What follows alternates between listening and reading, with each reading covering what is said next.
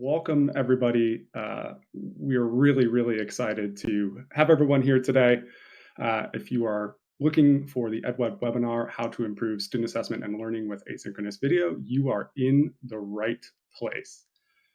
Moving on to the good stuff and what we came here today to talk about, how to improve student assessment and learning with asynchronous video. We have chosen the most lengthy, wordy title in the history of titles. But as a note, we are at a really cool place, I believe, where student and teacher created video has permanently changed the way teachers assess student learning and understanding. And while I certainly think we are on the earlier side for understanding the full impacts, the initial response has been overwhelmingly positive. And so over the next 50-ish minutes, we're going to discuss some of the ways that leading districts facilitate teacher-student evaluation and other forms of assessment through asynchronous video. And we will also share some of the best tools and features and how they empower real-time assessment and give teachers the necessary context and even data to personalize instruction based on each student's needs. So by the end of our time today together, I am hopeful that you will have a better understanding of how making assessment more accessible, engaging, and secure can improve student confidence and maximize learning outcomes for each individual. A lot to get through today. Let's first meet me. I am your host, Nate Jones. I am on our district partnerships team here at Screencastify. I get the joy of talking to schools and districts all day long, helping understand some of the challenges and ways that we can further support them. But enough about me. Let's meet the real rock stars of today, our panelists, which I personally am incredibly excited to hear from them. We've got a wide range of backgrounds, and I am humbled and just some of the discussions I've had leading up to this about the knowledge that they have. And just the one thing that has stuck out to me is how passionate everyone here is about education and the discussion that we're going to have today. So I could introduce them, but I will let them introduce themselves. First and foremost, we have Christine Barford, who is the Director of School and District Partnerships at the Modern Classrooms Project. Welcome, Christine. Thank you. Really excited to be here. I am a former fifth grade teacher and middle school principal and now work at the Modern Classrooms Project. I came to the Modern Classrooms Project after feeling like there was a real opportunity given the moment and a real need to shift instructional practices and empower teachers with the tools to do that. So at Modern Classrooms Project, we're a nonprofit that has an instructional model, and we train teachers to help them implement a blended, self-paced, mastery-based approach to instruction. Awesome. Welcome. We are big fans of MCP and excited to hear from you today. Next, we have Ron Carroll, who is the Manager of Instructional Technology at Chicago Public Schools. Ron, welcome. Thank you. Greetings, everybody. Instructional technology means a lot of things in a lot of different districts. In Chicago Public Schools, my team is the professional learning arm around technology. I always get to say we get to do all of the fun stuff because we're privileged to work with teachers to help them think through the ways that they can integrate technology into their classroom. This team was started about 3 years ago in support of our district's new digital curriculum called Skyline, which has got a lot of exciting things. We're just in the beginning implementation right now, but I'm really looking forward to this conversation because digital resources, tools, and assessments are definitely top of mind in that work. Awesome. Thank you, Ron, and welcome. And last, but certainly not least, is Sean Conway, who is the Partner Solutions Manager here at Screencastify. Sean, welcome to the conversation. Thanks, Nate. Hi, everyone. As Nate mentioned, I'm Sean, currently the Partner Solutions Manager at Screencastify, which means that I work closely with folks on our team like Nate to partner with schools and districts around the United States and really the world to ensure that we're helping them implement Screencastify to most really support their teaching and learning. Prior to coming here, I was a high school teacher, department chair, and middle school assistant principal with a particular focus on blended learning and one-to-one rollouts for my last few years in the classroom. So really excited to be here with you all. Cool. Welcome, Sean. As I mentioned, a rock star panel who I couldn't be more excited to be with today. Uh, the general gist of how this will work, we'll have a number of questions that we'll talk through, which I'm sure will lead to some tangents here and there.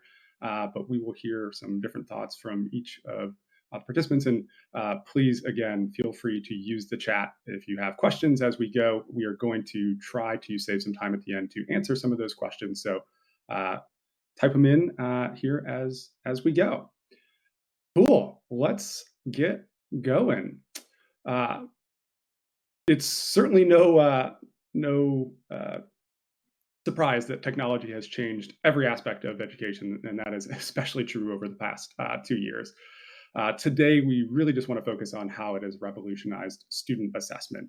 And I think this is true for teacher to student, and even student to teacher. So let's first talk about why providing assessment through different modalities such as text, audio, and video is important for teachers and students, and how that can factor into measuring mastery. Christine, we are going to start with you. Yeah. Before I start, I should have even said before my intro, if you are listening to this and you are in a school or district right now, I just want to say thank you for all you're doing. We know this is not an easy time. And so really appreciate you being here and making the time to engage in this conversation with us. We know it's not easy. So in terms of kind of thinking about assessment, the when technology is leveraged at its best, it unlocks things that we've always wanted to do in our classrooms. At its worst, it becomes a new tool that teachers don't know how to use, right? And what I love about this question is that there's an opportunity for us to think about video in particular, but also text and audio as ways to unlock the kind of differentiated assessment that we've been talking about for years. The reason that assessment frequently hadn't changed in classrooms is because teachers needed something that they could take home with them when kids weren't in front of them to be able to grade, right? That was the immovable peg. And thanks to new tools that actually we can now take video with us, it's accessible to us. We can take other modalities with us.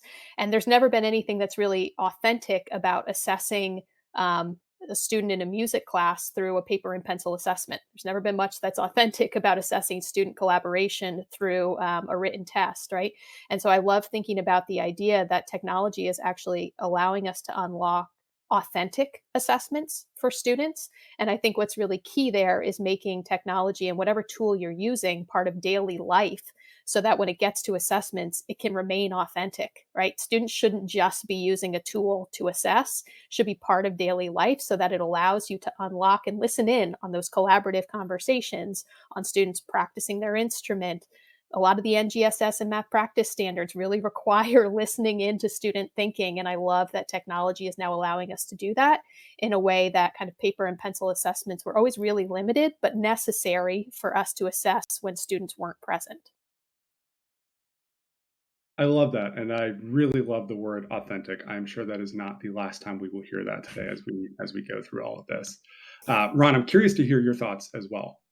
Yeah, I mean, I definitely appreciate the authentic and making the practice part of daily life. I think that's a really key piece. I'm going to do a shout out to my teammate Joy Blake, who always uses the phrase in our trainings, practice makes permanent. Not perfect. We shouldn't let it stand in the way, or let that stand in the way, but practice makes permanent. And when we think about all of these different methods of practice, and when we start thinking about our assessments using different modalities, we can start to deepen and ingrain the context and the concepts that we're exploring. So for me, it isn't really an either or situation. Our multiple choice tests are, quick checks, and they're great for just that, quick formative checks. But if we start thinking through assessment as a narrative, using video production, podcasting, even meme creation can be a way to demonstrate learning. And each of those skills rely on different parts of our brain, unlocking further potential that is, potentially really powerful. Um, and giving our teachers those deeper insights into the thought processes that students are coming to get to the answers that they're then displaying. Um, Yeah, that's kind of where my head's at on that one. Yeah, and I agree. There is no one single way and no one right way. It is definitely not an either or situation. Sean, do you want to bring us home with this question? Yeah, I think that Ron and Christine both touch on so many valid points. And when we think about assessment, I think Christine had kind of mentioned in that there was previously a really single way to assess students, or at least a perceived single way to assess students, and that was with pencil and paper in a variety of ways. And now that still might be the right way to do it, but there's choice now, and there's a lot more options because video being more accepted and more widely used has given teachers the ability to really diversify how they want to offer that assessment to give students that option of showing their mastery. I mean, I think so many times when we would want to do something, our preference would be to hear it from the student. We would want just explain it to us. But logistically, that wasn't possible. And Christina mentioned you need something to take home with you.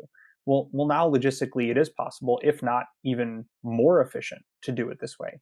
And so the amount of times where someone would turn something in and you're like, I don't even know what this says. But once you get the student just talking about it, it becomes so much more clear. And if the goal is to really, do they understand? Do they have mastery on a topic?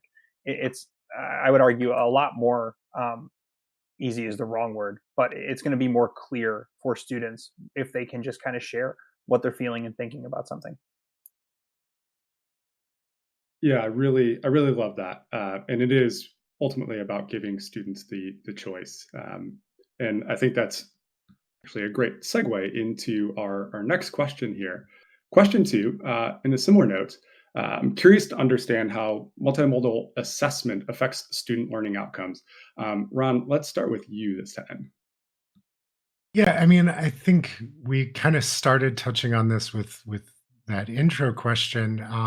But if we stop and kind of think about the essay, or even just a multiple choice exam, or the high stakes exams, if that's the only way I'm assessing learning, then in some ways we have to start asking, am I actually assessing the content, or am I assessing my students' essay and test taking skills? Um, but providing those other modalities, again, the video, audio, visual ways of narratively explaining the learning, we can better understand our students as human beings.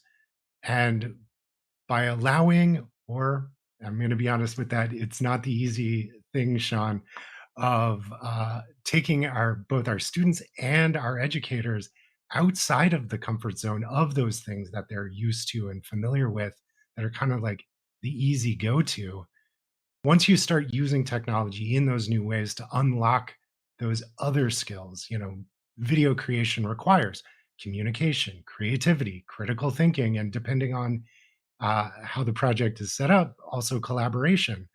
So allowing my students to explore their whole selves and integrating that content that I need them to know, and then them showing that back to me in some more interesting visual method, I really think is win-win for everybody. Yeah, agreed. And I think a big thing you said is, asking what you are assessing is a great way to understand how you can assess and how students can actually benefit from how you assess. Moving over to Sean, additional thoughts. Yeah, I think Ron is really clear and accurate with his viewpoint, in a sense of like, when we give students the ability to show what they're knowing, that's the ideal format. And so many times when you have that face to face, in this case a virtual face to face, there's so many little things that if you're just reading a written piece, which is of course important in its own right, but we're going to be able to pick up on little cues, or things about a student that maybe we weren't able to if it was in a written format, or the boxed package format that oftentimes happens in a lot of other ways.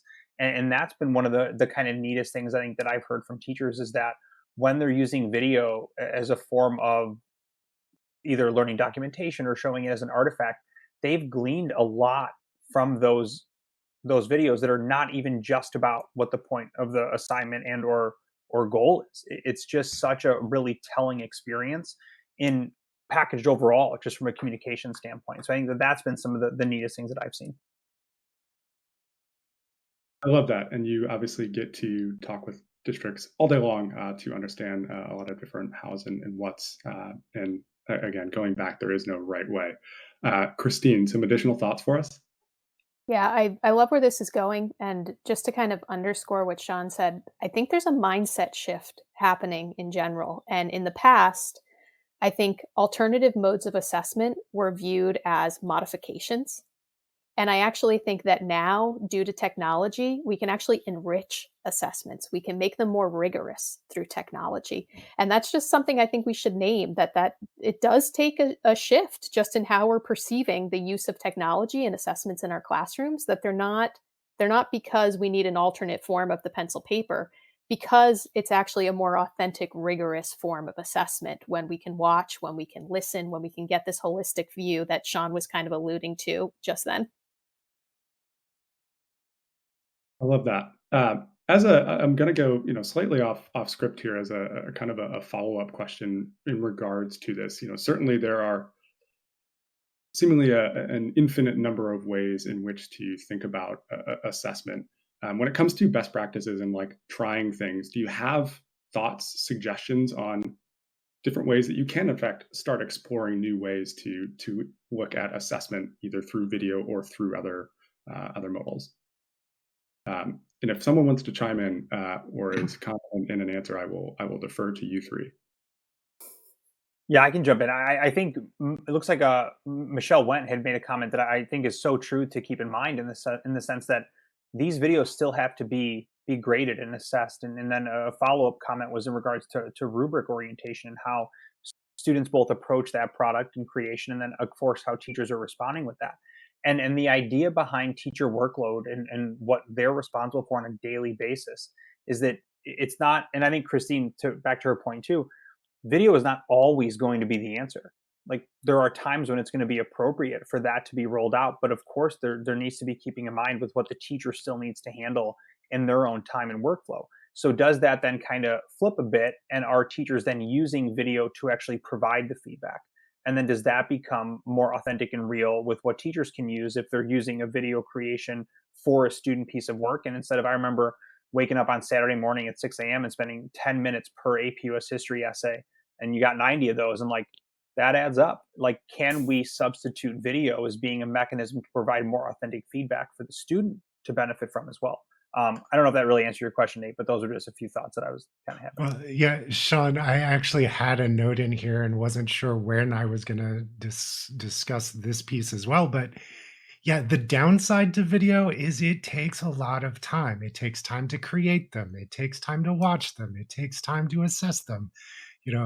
Those are all really valid concerns. I do think the positives outweigh the negatives, and it's kind of the mindset, restructure and shift.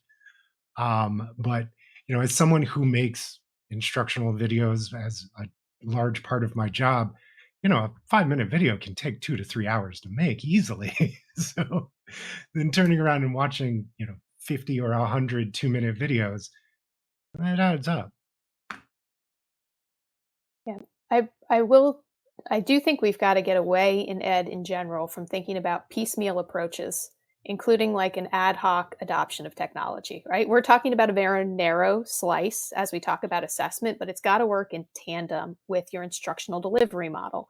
And that's where, whether you use a model like ours or otherwise, introducing video into assessment or tech into assessment that hasn't been part of the instructional model to begin with isn't going to make it any more time efficient. It's going to be more laborious. You're actually going to get other errors in student assessment, right?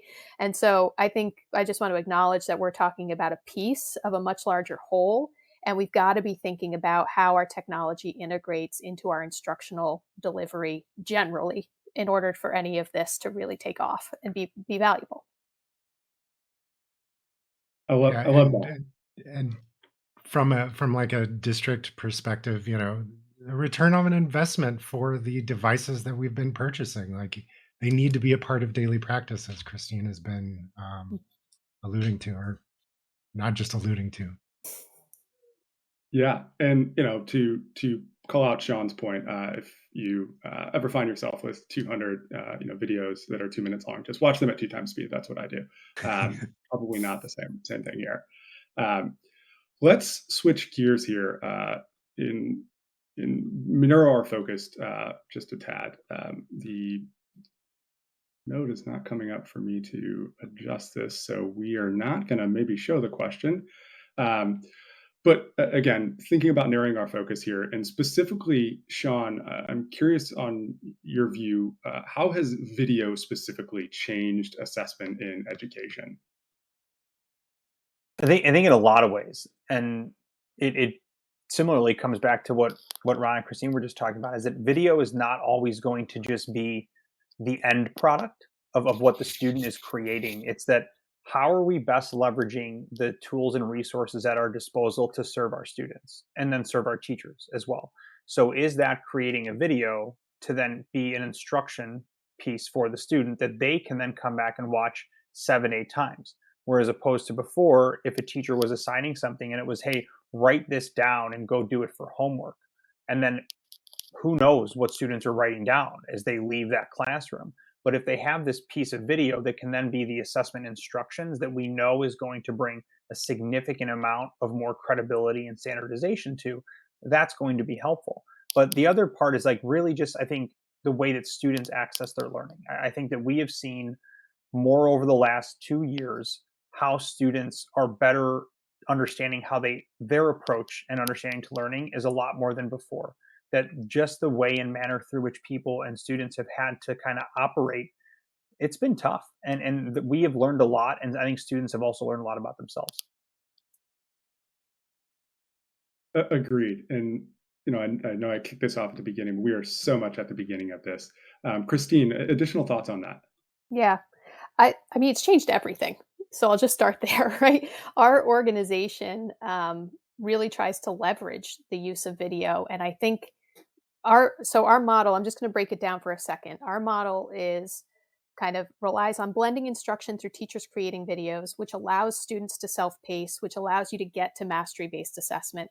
I think all of us for so long have been trying to get to classrooms that are focused on mastery of content. It's really difficult to do that if students aren't self-paced, because we know that students don't master content at the same time. It's really difficult to allow students to self-pace if the teacher is the sole deliverer of information live at the front of the classroom. So as soon as we can introduce video in an instructional delivery method, everything changes, including our ability for when students assess, how teachers use their time to follow up with them. So I think video changes that whole trajectory in classrooms, right? Video also allows us, kind of where I was thinking to start, is this authentic mastery checks from students. It allows us to assess in different ways. But I just think the ways that video have changed the classroom are mind-blowing, right? They're just like, again, they're unlocking for us all of these practices that we've been trying to do for so long. And now that teachers can create videos, they're untethered, kids can be self-paced, kids can then have time and space to master thanks to videos. And then students can also demonstrate their mastery in different ways. I think it's really mind-blowing and really exciting. Yeah, that's great. And thinking about it truly as a two-way street for interaction. Ron, I will now kick it over to you. Yeah, I mean, for both good and ill, all we have to do is think about the number 2 most popular search engine on the planet is youtube.com. Video is where, if I need to learn something, where's the first place I'm going is YouTube. So, and that is both, like I said, good or ill. Those are other conversations we can have. But that's where we're going, and that's where students go, in their personal lives to do things and to learn things. But then in the classroom, when we typically think about video in the classroom, we're thinking about like big projects and those sorts of things. But even in a kindergartner with an iPad, walking around and recording themselves, identifying shapes or identifying sounds and words. And then you as the teacher can watch that back to find those little, you know, both successes and the little pitfalls of, where they're having issues in a much more powerful way than without that. Now, obviously, in the classroom, you're still seeing this, but having that evidential archived evidence, I think, is really important. Yeah, and I think what all three of you have alluded to here is, one, everything is reusable and reviewable, and you have that archival evidence that you can look back at any point, perhaps throughout your time both as a teacher and a student. Um, moving to question four, certainly gone are the days of only communicating and assessing in person, aka synchronously, if we want to get extra buzzwordy. Um, I think on our end, we've seen a ton of, student to teacher, teacher to student. Ron, I'm curious on your side, how has technology changed student to student peer assessment? Yeah, this question was an interesting one, and I really like it. For a second, what initially came to mind was the situation that we've been in for the last couple of years. Like, video conferencing gives us the power to have these conversations like we're having right now, but at the same time are alienating that communication potential when a teacher is teaching just a screen full of avatars is dehumanizing for all of us, both the teacher and the student experience. So I want to acknowledge that. But on the same token, I want to flip around and talk about, those things like YouTube. Uh, our kids are making video content all the time on TikTok, on Twitch, and probably 15 other sites that we don't even know about yet. So there's a lot of creative potential that we leave at the classroom door. And so my hope that, as you're out there listening and thinking about these sorts of things, embracing some of those skills, not necessarily the platforms. I'm not saying go out and start making TikToks, but those skills that our students are learning and already doing and creating out in the world can be harnessed. Visual literacy is on display in all of the, you know, again, for good and ill in meme culture. And, I think we really should be embracing and celebrating those things in the classroom because our students are doing it outside of the classroom. So, how can we then bring that into the classroom for that peer to peer engagement? Yeah, I agree. Students are using these modes outside of the classroom in ways that sometimes are productive, sometimes maybe not so productive. And so, if we can bring that into the classroom in ways that are really, really impactful and powerful, I think that's a huge, huge step. Sean, I want to hear your thoughts on this as well. Yeah, I think that when it's like every class is different, every student is different, every teacher is different, and we are not ever going to be able to better prescribe, I think, to all of the people viewing out here what is best for their kids. And I think Rana brought up a really good point when you think of the socialization and how students interact with video.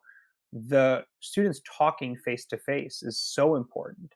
And so when we think about teachers having time, like an example is that if I have a student who has a piece of work that goes and sits with three other students and they trade and then they give some type of peer review, that serves a purpose. The other purpose would be like, how much time did that take? Where if I have a Google folder with five different student examples and I say, hey, Christine, you should go watch these five examples and provide feedback this way. How long did it take Christine to do that? But it's about what is the point? Is it about the feedback or the action of actually going through and talking to someone? And it's going to be different. And I think it's the teachers who are watching this are going to understand what their students need more than anyone. But it's about, again, what is the point of what we're trying to do? Yeah, and I think one of the things you just noted on it, and Christine, I'll be curious to hear your thoughts on this. There are many times where I think we've heard that oftentimes teachers underestimate students as teachers, where they are in fact really, really powerful in those peer-to-peer assessment pieces. So, Christine, I will let you bring us home with this question. Yeah. What I love most about video is that it makes students less reliant on the synchronous teacher experience. And I think that's something again, I used to teach workshop in fifth grade, right? And I created opportunities for kids to collaborate together, but how much more powerful could that have been if the video was introduced so that they could be at different places? And then when kids join those conferences, here's the reality. I love the buzzwords of synchronous and asynchronous because I think it really helps us describe what's happening right now. But like, if you come to a conference and you're not ready yet, do you miss out completely on that experience, right? And when we introduce video, it actually allows for students to still collaborate with each other and maybe like be a little more delayed. They can be at different paces. I think it's all of all of the times that I see video used really powerfully, it's to create additional collaboration opportunities between teacher and student, between student and student that are less reliant on like everyone has to be at this place at this one time. And I think that video allows us to capture where students are in real time, and then they can collaborate and talk to each other about that a week later if they need to.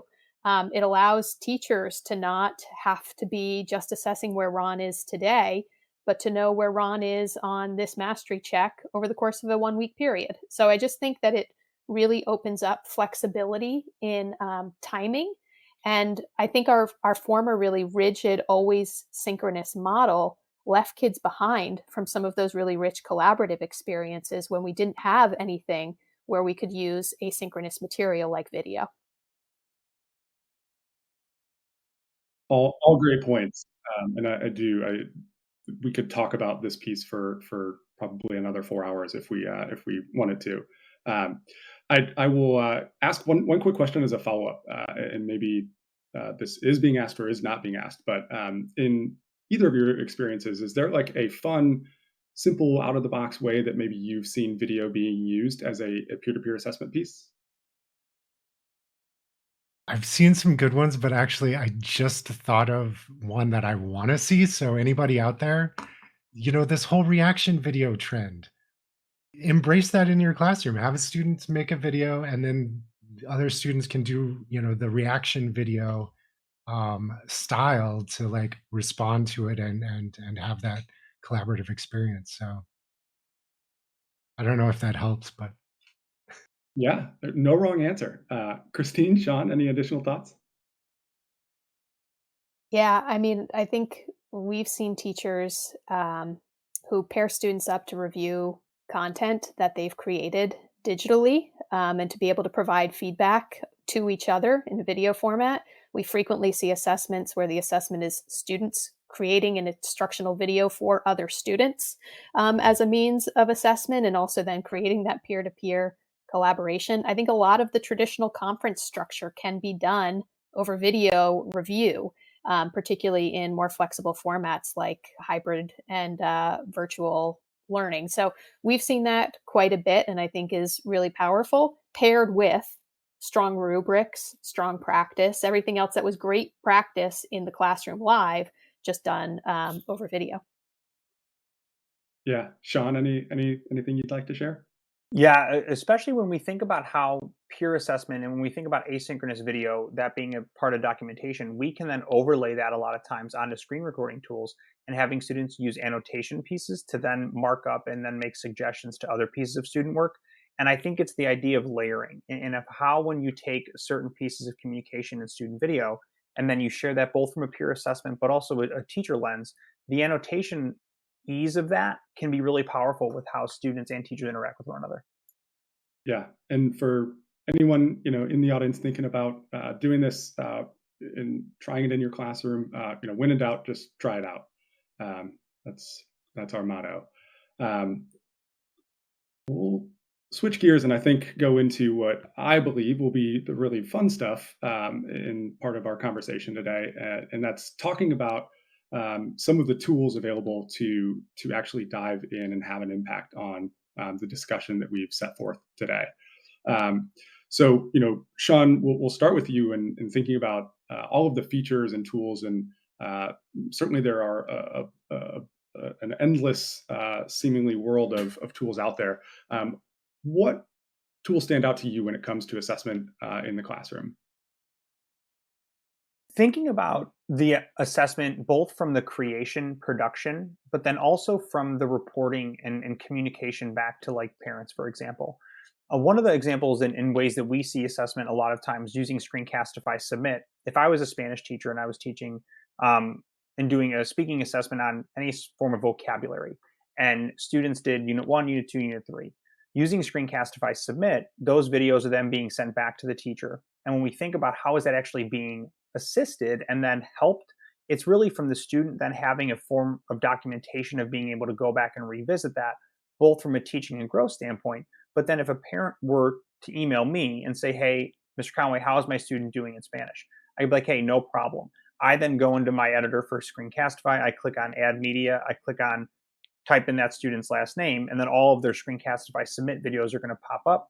I select the few that I want. I drop that in my editor. I export back to the parent and I say, hey, great question. I could tell you and write you this email, but I'd rather just have you watch how your student has actually grown over the last month or whatever it might be. And so it's thinking creatively about how are we going to use these tools and what students produce for us to really help in terms of how we're making all of these different actions better. Yeah, I love that, and I know I've said I love that basically after every question, but I genuinely do love all the thoughts that we are sharing today. Um, we are going to now switch to Ron. Curious to hear your thoughts on what tools you love for assessment. Yeah, well, I mean, I'm coming at this just sticking with the kind of video thing, but I'm an Adobe fanboy. I think the journey that a student could take from a tool like Adobe Spark all the way up to like Premiere Pro and adding in After Effects, I would like to see more students take that journey. Um, but I think in terms of kind of those assessment pieces, Screencastify's new features, things like Edpuzzle that allow for embedding intentional pauses and checks for understanding directly into the content are super powerful. And then something like Seesaw as well that allows for, again, as Sean was alluding, allowing the learning to happen to go outside of just the classroom walls, letting parents in to see, those little snippets and things as well. So those are a few of the ones that we kind of use in Chicago Public Schools. Yeah, and I think a big part of what both of you have just said is we could certainly tell a parent, but showing a parent is far more powerful in a lot of ways. Christine, what are your thoughts? Yeah, I love the portfolio kind of discussion that's going on, and how often have we wanted to do portfolios and then teachers end up with the pile of papers that it's like so unwieldy to bring to conferences, and like making portfolios accessible is so great. I think there's so many good tools that it's hard to name any one. What I think is great is like the ability now and how accessible it is to embed checks for understanding very quickly into instructional videos, to pair that with open-ended questions. So frequently, I feel like it just took a really long time to think about, well, when am I going to ask questions? What format? And now we can really efficiently pair question type, and make it really intentional and also really easy for teachers to collect that data, right? Without having to collect a bunch of papers. We can feed them places. We can do really quick review. Whether or not we grade those doesn't always have to be graded. Maybe we give kids feedback digitally. So I just love that it's opened up the idea of pairing really efficient, effective assessment types in addition to all these, like, I feel like we're also talking about really big things, right? Like students recording their own videos. That's like 20 steps down the continuum from just like, let's embed a quick check for understanding. Let's see how student progress is and then move on from there. And I love that video allows us to do all of those things. And I mean, we've been teachers, we've probably all done assessment reviews where we're like, well, what question type is this? And now we can actually just really quickly vary our assessment type through video, through the embedded checks for understanding, through the open-ended, through the more extended record your own video at the end. So I love that. Yeah, and I think you bring up a great point, and that is taking a first step versus trying to take 10 steps all at once. That is oftentimes a wall, if you will, when it comes to trying something out because it feels like there is this, you watch tech specialists who all day, every day work with these tools and are really, really like specialized with them and have this incredible knowledge and background using them. And it's like, they're at level 10, I'm at level 0. How do I get to level 1, 2, 3, 4, 5? And that is a gradual progress Yep. over the course of years as you try new things. And certainly, again, starting with step one. And I think one thing that we always hear oftentimes true too is teachers just do not have enough time in the day, and so like tools need to be easy and they need to be flexible to fit within those lives. But at the end of the day, again, when in doubt, try it out.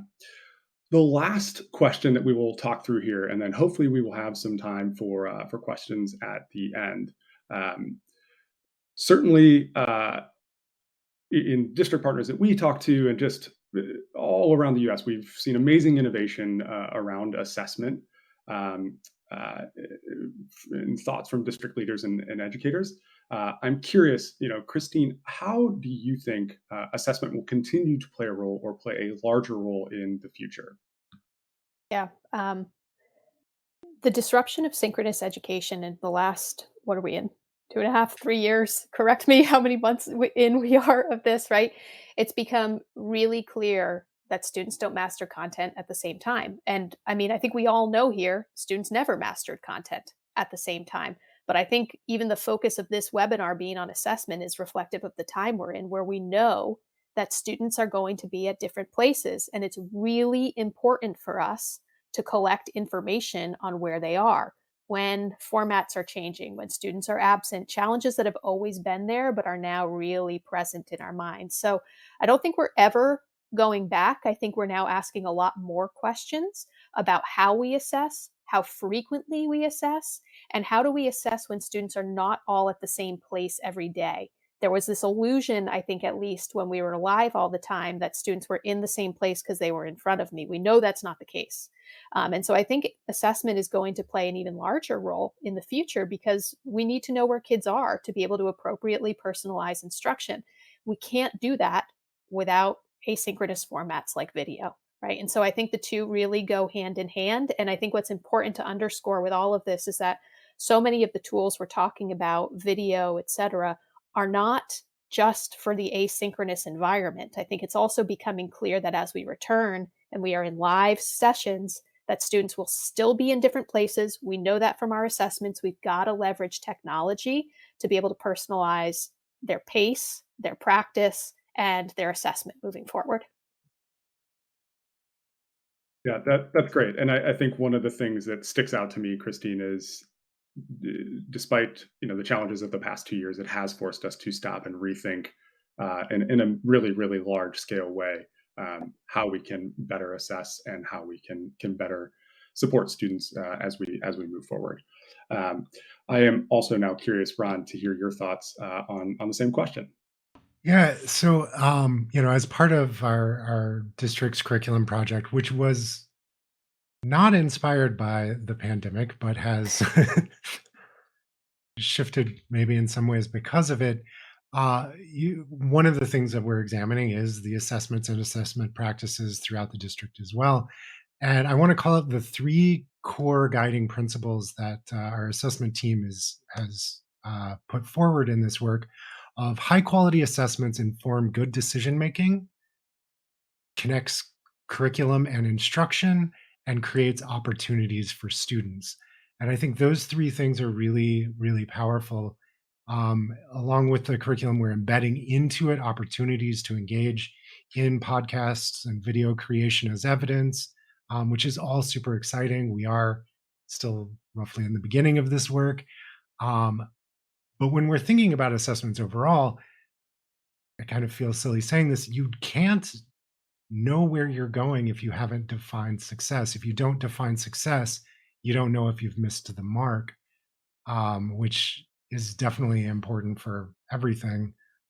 But I do want to caution folks around assessing video content real briefly that the assessment should always be based on the outcome of the skill or the concept or the knowledge that you've explicitly taught your students. I often see rubrics, for like video that include things about the editing process or things. And if you haven't explicitly taught your students, say, nonlinear video editing, that I wouldn't include video effects or transitions in the rubric. Those stylistic flourishes are important and should be encouraged, but use your assessments to assess what you're assessing for, um, because that's the important thing. Do your students know what you've asked of them? Um, not that, not if they're just amazing video editors, though hopefully they eventually all will be. Yeah, and not to rhyme, but I think defining success definitely derives how we look and assess. Um, that was one of the cornier things I've said. Sean, we will go to you as a wrap up for this question. I think that the future, who knows? I mean, really. But when we think about assessment and then how it mirrors video, it's like, what is the actual point of assessment? I mean, we know what the practical point is, what states and certain other entities tell us the point of assessment is. But like, if you're a teacher, if you're assessing your student, why do you actually care about that? What do you want and hope to see from your students? And it's like, do they get it? Do they understand? Now, the tech divide that we have not really touched on is a very real barrier to that being a seamless solution and option for some teachers and students. But when possible and when available, video can sometimes be the better means to really seeing that understanding. And hopefully the future holds a smaller tech divide where more students have access to really show and display what they do and don't understand. Because I think that's part of what the real solution is.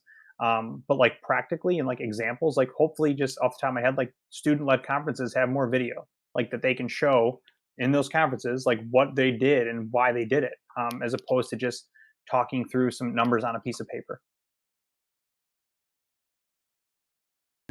I think that all boils down back to the voice and choice piece that we originally started part of this conversation with, and perhaps being authentic both in our assessment and authentic with students. Wrapping it all up. Wow.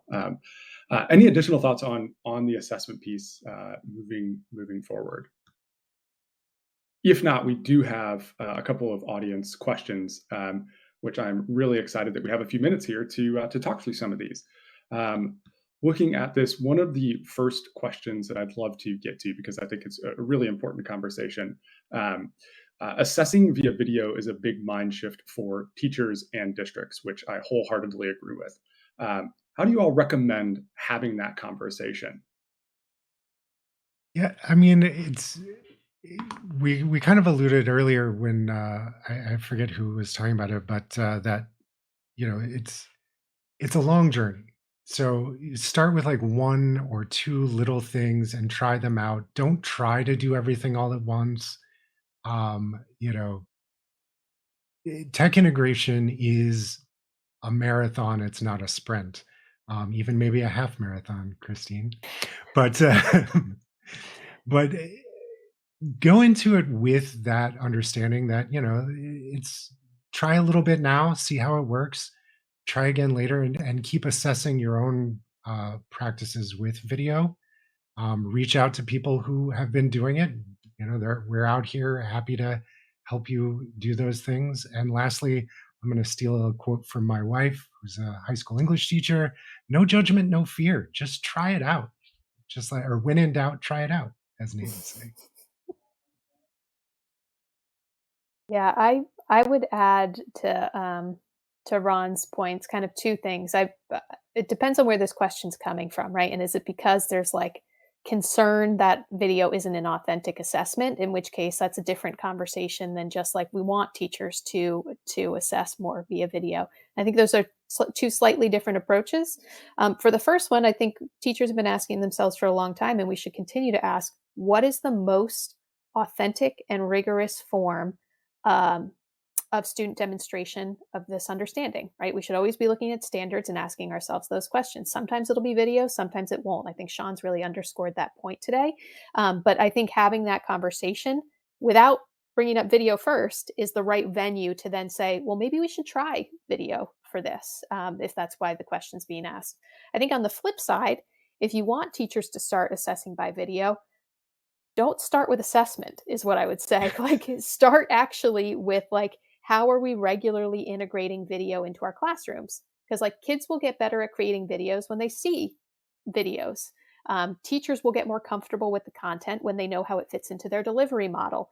And so I think I wouldn't rush into pushing anyone into assessing. I would try to find first, like, who's really innovating with their instruction, who's comfortable with videos, where is that taking off in our schools, and can we maybe experiment there to say, like, now how do we incorporate assessment through video and kind of build on the strengths that are already happening in your schools and districts.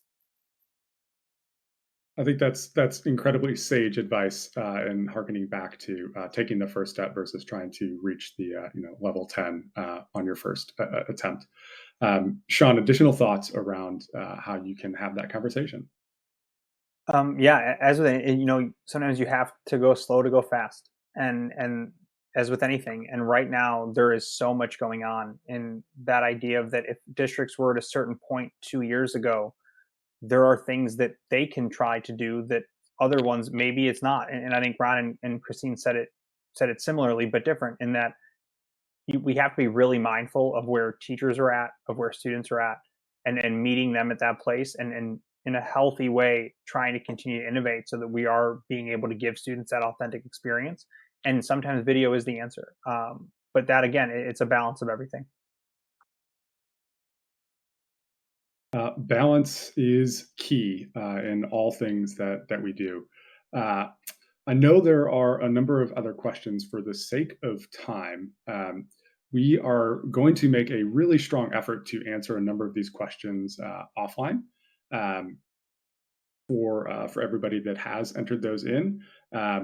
As a final question to Ron, Christine, and Sean, I will ask you if never mind. We won't ask that question. We will probably wrap things up now with the questions here.